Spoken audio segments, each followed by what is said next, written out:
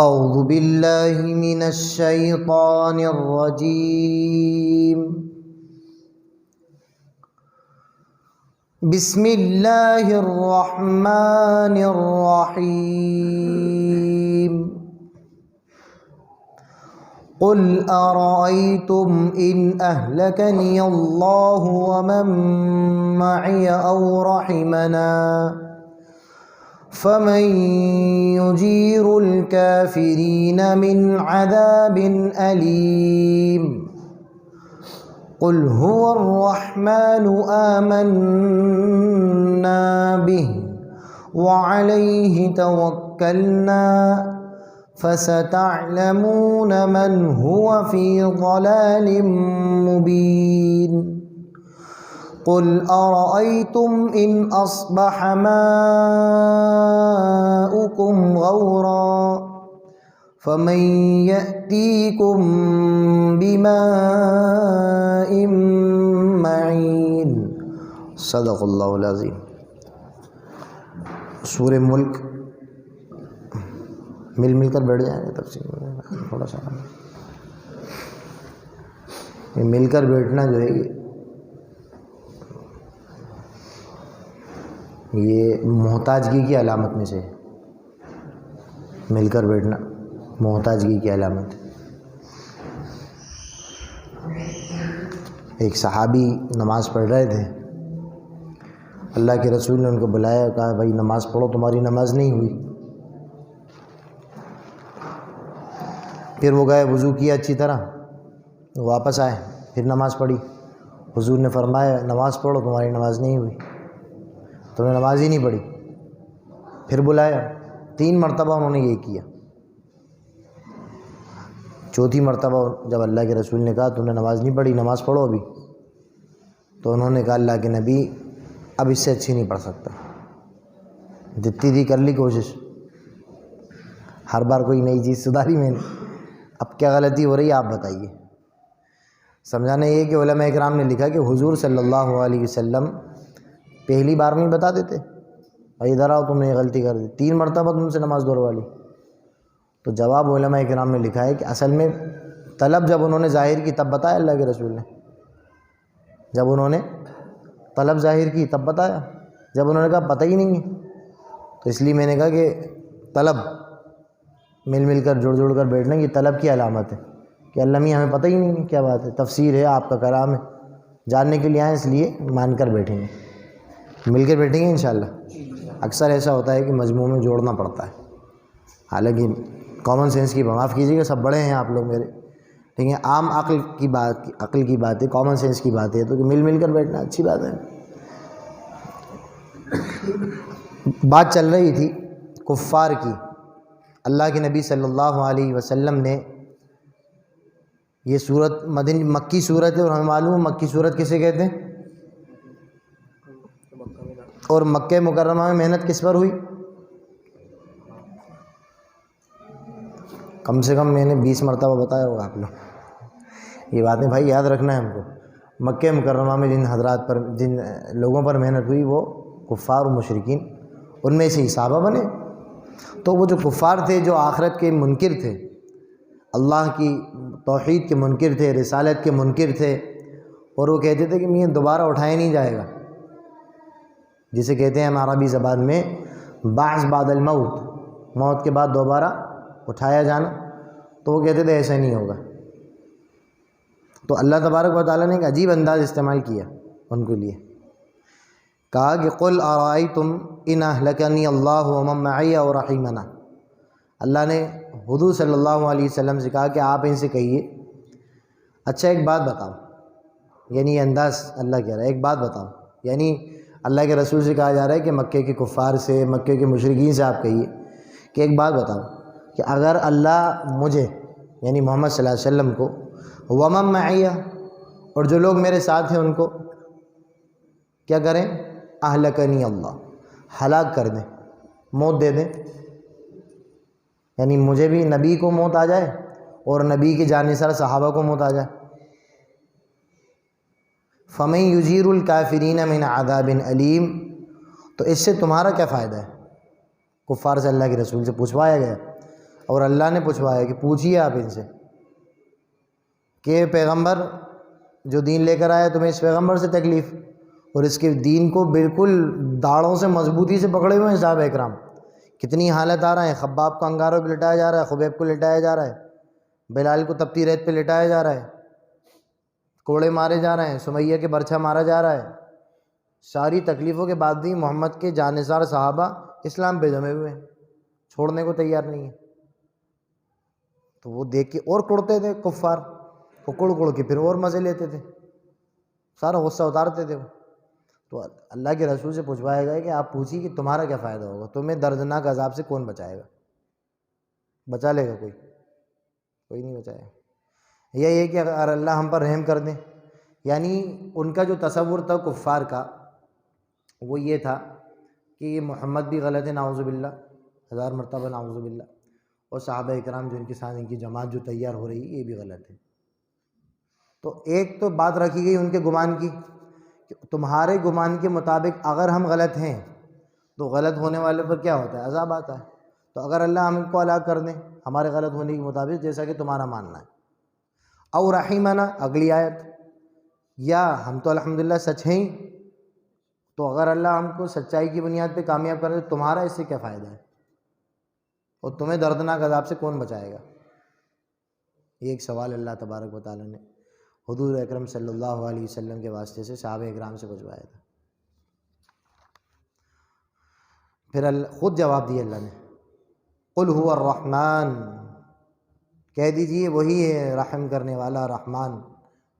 اگر تم اس کی مان لیتے ہو، اس کے بھیجے ہوئے رسول کے لائے ہوئے دین کی کا کہنا مان لیتے ہو، اس کی اطاعت کر لیتے ہو تو تمہیں بچا لے گا. آمنا بھی، اسی پر ہم ایمان لے کر آئیں، وعلیہ توکلنا، اسی پر ہم نے بھروسہ کیا. فستعلمون، ان قریب اللہ تبارک و تعالیٰ اللہ کے رسول کی زبانی کفار سے کہلوا رہے ہیں. اور یہ آیتیں اصل میں ہو یہ رہا ہے کہ ہم سن رہے ہیں، سن کے سمجھ رہے ہیں کہ یہ تو اس زمانے کے لیے تھا. اس سے پہلے بھی میں نے عرض کیا تھا کہ اس زمانے کی آیتیں ہیں. یہ قرآن پاک کی خصوصیت ہے، اس کا معجزہ ہے کہ قرآن پاک زندہ جاوید کتاب ہے. ہر زمانے میں فارمولہ لگتا ہے اس کا، ہر زمانے میں.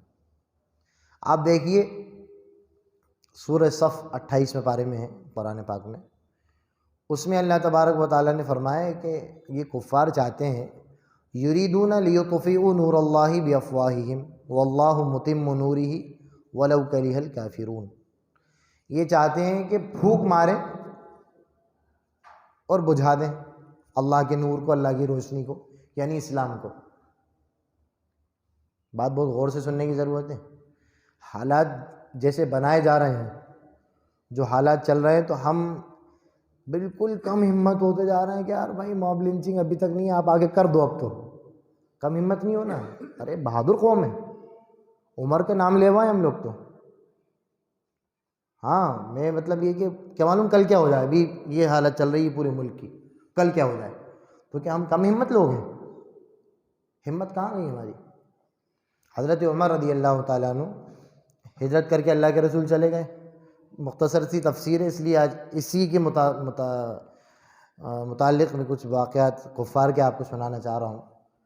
حضور اکرم صلی اللہ علیہ وسلم ہجرت کر کے گئے مدینہ طیبہ. جب اللہ کے رسول مدینہ چلے، ابھی حضرت عمر نے ہجرت نہیں کی مدینہ کی، حضور چلے گئے.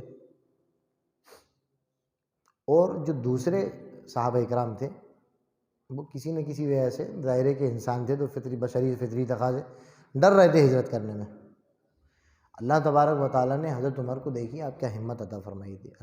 تو عرض ہی کر رہا تھا کہ کیا ہمت اللہ تبارک و تعالیٰ نے ان کو عطا فرمائی کہ نکلے تنہا حرم کے اندر، 2 رکعت نماز پڑھی، سواری تیار کی، کفار سب بیٹھ کے دیکھ رہے ہیں، اور فرمایا کہ جس کو شوق ہے اپنے بچوں کو یتیم کرنے کا، اپنی بیوی کو بیوہ کرنے کا، آ کے عمر کا مقابلہ کر لے. ہم ان صحابہ اکرام کے جان لیوا ہیں، مان لیوا ہیں، جان لیوا ہیں، ان کو ماننے والے ہیں نہیں. اور ہم پست ہمت ہو گئے، پست بالکل. ایسے ویڈیوز سوشل میڈیا بھی دیکھتے ہیں اور گھبرا جاتے ہیں. ارے ہمت بند ہونا. ہمارے یہاں قربانی کا جو سلسلہ سال بھر میں اللہ تعالیٰ نے رکھا، خون بہانے، وہ کیوں رکھا؟ کہ خون دیکھ کے ہم گھبرائیں نہیں، اس لیے قربانی واجب قرار دی، فرض قرار دی۔ ہم اس قوم میں سے ہیں، مسلمان ہیں ہم۔ تو اللہ تعالیٰ نے فرمایا کہ یہ چاہتے ہیں کہ بجھا دیں، اللہ اسلام بجھا دیں، اسلام ختم کر دیں، دنیا سے نیست و نابود کر دیں اسلام کو، کوئی نام لینے والا نہ ہو۔ اصل میں وہ مٹانا چاہتے ہیں اسلام کو۔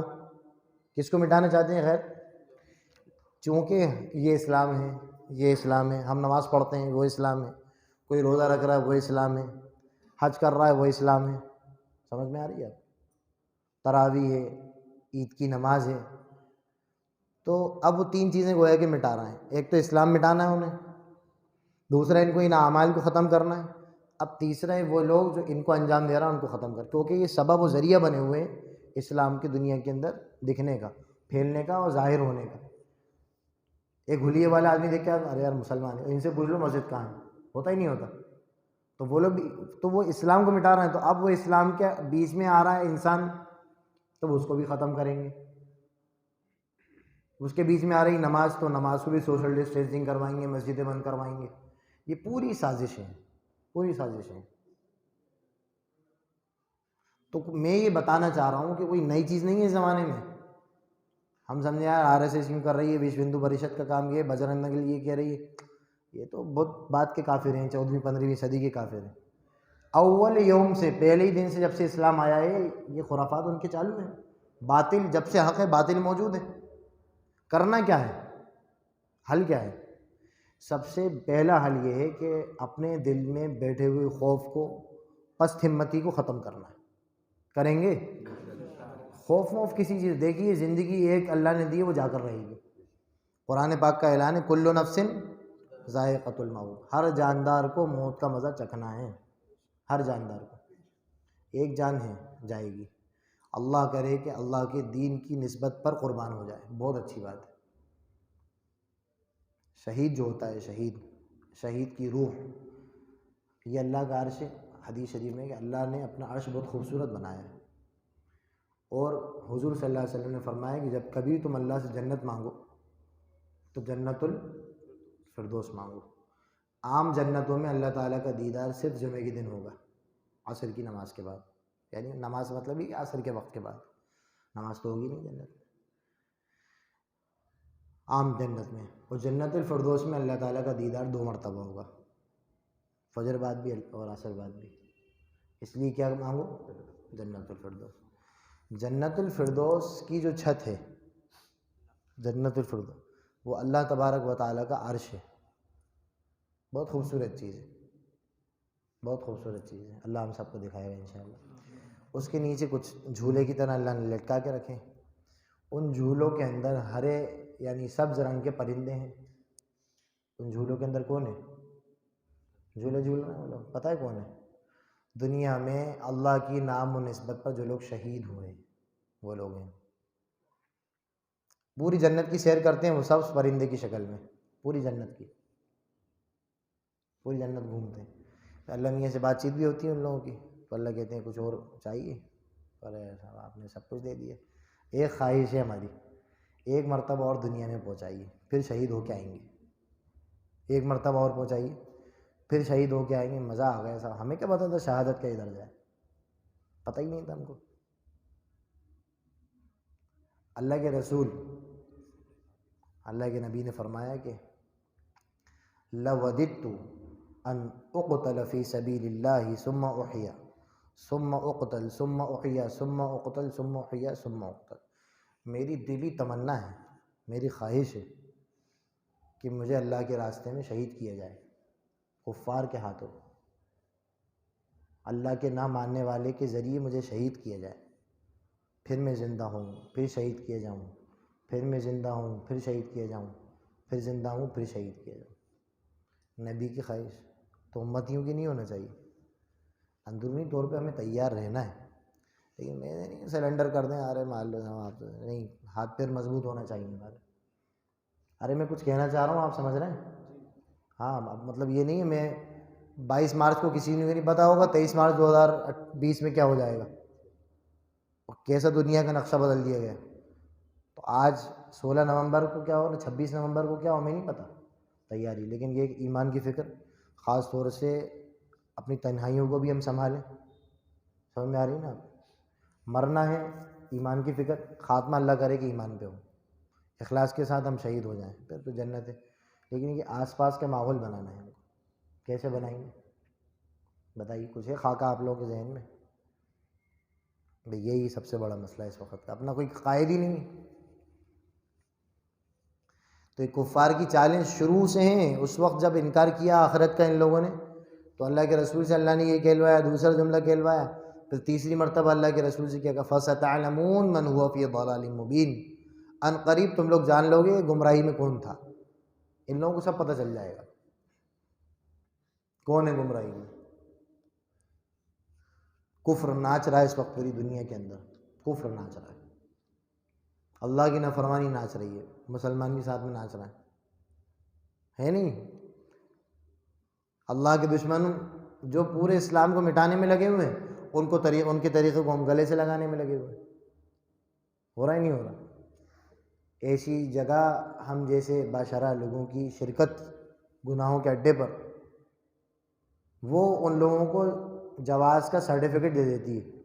ارے نہیں، ہماری شادی میں اچھے اچھے لوگ آئے تھے، اتنی بڑی بڑی داڑھی امامیں باندھ کے، سر میں لگا لگا کے. یہی ہوتا ہے نا. تو گناہوں سے بچنا، گناہوں کے اڈوں سے جانے چھوڑ دیجیے. ایسی شادیاں کوئی ضرورت نہیں، کوئی ضرورت نہیں. اللہ رسول کی اس زمانے میں جب کہ کئی زیادہ درجہ پرسنٹیج بڑھا ہوا تھا کہ ہم اللہ کی غلامی میں آتے، گریا ازاری کرتے، کیسے حالات چل رہے ہیں. اور ہم مسجدیں جلا دی. مسجدیں آپ سوچیے، مسجدیں جلا دی. اللہ کا گھر، جس کو اللہ سے جتنی محبت ہوگی اس کو مسجد جلنے کا اتنا افسوس ہوگا. اللہ کا گھر جلا دیا اور ہم بالکل اپنی زندگی میں مست، اپنی دنیا میں مگن. تو یہ شروع سے کفار کا رول رہا ہے کہ وہ اسلام یعنی حق کے خلاف اس نے آواز اٹھائی ہے. حق کے خلاف کرنا کیا ہے؟ اپنے اندر اسلام مسلمان ہونے پر فخر محسوس ہونا چاہیے. فرعون نے کیا کرا؟ ایک نجومی نے فرعون کو بتایا کہ بنی اسرائیل کے اندر ایک ایسا بچہ پیدا ہوگا جس کی ہاتھ پر تمہاری ساری بادشاہت ختم ہوگی. بچہ کون تھا؟ حضرت موسیٰ علیہ السلام. اس نے کہا کیا کروں؟ تو نجومی نے کہا ایک کام کرو، سب بچوں کو مرواؤ. تو قرآن نے کہا کہ ان کے سارے بچوں کو مروا دیتا تھا، جو بچہ پیدا ہوتا تھا مروا دیتا تھا. بظاہر کتنا سخت عذاب تھا، کیسے حالات بنا دیے گئے. لیکن قرآن کہہ رہا ہے وَمَكَرُوا وَمَكَرَ اللَّهُ، چال انہوں نے بھی چلی اسلام کو مٹانے کے لیے، اللہ نے بھی تدبیر اختیار کری. قرآن الفاظ ہیں اور یہ الفاظ قیامت تک کے لیے ہیں. میں نے کہا نا فارمولہ قیامت تک چلے گا، تب تک انسانیت ختم نہیں ہوگی. ہم سمجھتے ہیں اصل میں یہ آئے جب یہ نازل ہوئی ہوگی اسی وقت کے لیے تھی. نہیں نہیں، ہمیشہ. وَمَكَرُوا، حق کو دبانے کے لیے، مٹانے کے لیے چالیں چلتے ہیں وہ لوگ. وَمَكَرَ اللَّهُ، اللہ بھی پلاننگ کرتا ہے.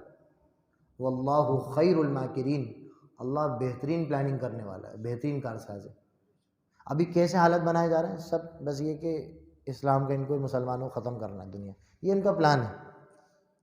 جیسا کہ فرعون نے بنا لیا تھا پورے بنی اسرائیل، جو بچہ پیدا ہوتا پولیس پکڑ دی اس کی، ختم، بنی اسرائیلی بچہ ذبح. اب اللہ میاں کی پلاننگ کیا تھی؟ اللہ کی پلاننگ یہ تھی کہ ہم جس بچے کی وجہ سے تم سب کو قتل کر رہا ہوں نا، اس بچے کو تمہاری گود میں پال کے بتا دیں گے. کیا نہیں کیا اللہ نے؟ بتائیے. فرعون کی گود میں حضرت موسیٰ علیہ السلام کو اللہ نے پال کے بتا دیا. اور قیامت تک کے حق پسند انسان کو، خاص طور سے ہم لوگوں کو یہ پیغام دے دیا کہ حالات ماحول کچھ بھی بنایا جائے، ہوگا وہ جو ہم چاہتے ہیں، اور ہم اسلام کو غالب کر کے رہیں گے، یہ ہم چاہتے ہیں. بھائی یہ ہے کہ کسی نہ کسی کا استعمال تو ہوگا، کسی کی جان کا ہوگا، کسی کی مال کا ہوگا، کسی کی صلاحیتوں کا ہوگا. اسلام کو غالب کس کس کے اندر ہے جذبہ؟ بتائیے. حق کو غالب کرنے جذبہ ہے نہیں، بس اللہ میاں. بھائی یہ کہ اللہ ہم کو قبول کر لے، اخلاص دے دے. اس لیے اپنے جو حقوق اللہ اور حقوق العباد، دو طرح کے حق ہیں، تو اللہ تعالیٰ قیامت کے دن اپنا حق تو معاف کر دیں گے. حقوق العباد کے اندر گرفت ہو سکتی ہے، پکڑ ہو سکتی ہے. تو اس لیے آج ہی سے کوشش پوری کرا کریں کہ کہ بیوی کا حق، شوہر کا حق مطلب بتائیں اپنی بیویوں کو، بیوی کا حق ہے، ماں باپ کا حق ہے، پڑوسیوں کا حق ہے، اس کو بالکل کلیئر رکھیں، بالکل صاف ستھرا۔ ایک صحابی نے اللہ کے رسول سے پوچھا شہید کی کیا فضیلت ہے؟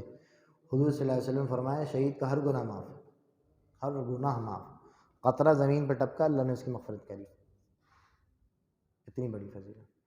اور صحابی بڑے خوش ہوتے ہوئے چلے گئے باہر، جبریل علیہ السلام آئے، کہا بلائیے ان کو، دوبارہ بلائیے، دوبارہ بلایا، کہا ان سے کہیے کہ شہید کا ہر گناہ معاف ہے سوائے قرض کے، سوائے قرض۔ اور قرض کیا ہے؟ حقوق العباد۔ قرض یہ نہیں ہے کہ صرف 10,000 روپے آپ نے لے لیے اور وہ دینے کا نام نہیں لے رہا، یہ قرض نہیں ہے۔